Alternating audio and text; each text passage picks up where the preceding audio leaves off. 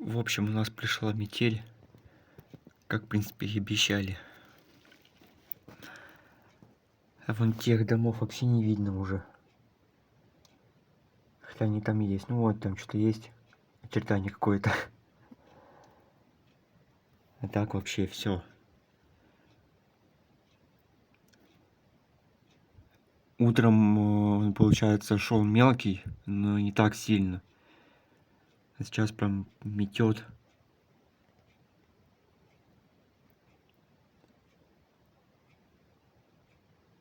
Ветер то начинается, то прекращается. А так обычно сильные порывы ветра. Ну вот.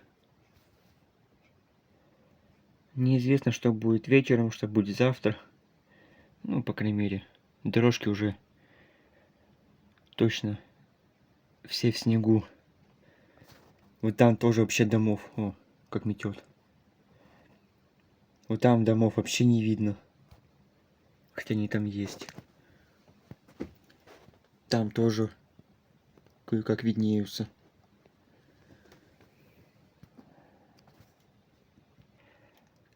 Конечно, это не самая прям такая сильная метель, которая у нас была. У нас было еще хуже. Несколько лет назад, если не ошибаюсь, в 2014 году, в самом конце апреля, ну, у нас обычно в апреле уже все, нет снега. Уже было тепло, даже начала расти зеленая трава свежая. Ну и в итоге, получается, там, помню, обещали будет небольшое похолодание, но и в итоге похолодание было настолько сильным, что у нас была сильная метель, прям сугробы были на дорогах, трудно было ходить. У нас на пищевом из-за сильного ветра опрокинула остановку, она валялась на соседней улице. Ну, это после того, как мы пошли все на работу, там в школу. Я еще тогда в школе учился. На соседней улице на заборе теплица валялась, вся потрепанная, из поликарбоната.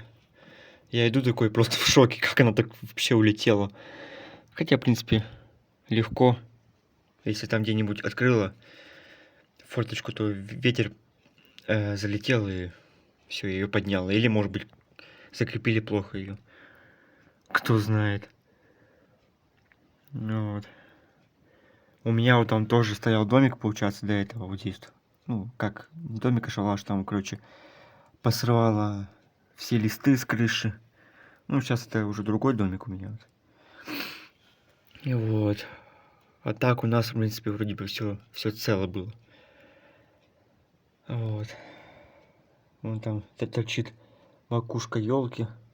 Уже вся в снегу. Ну, в принципе, специально мы ее закопали.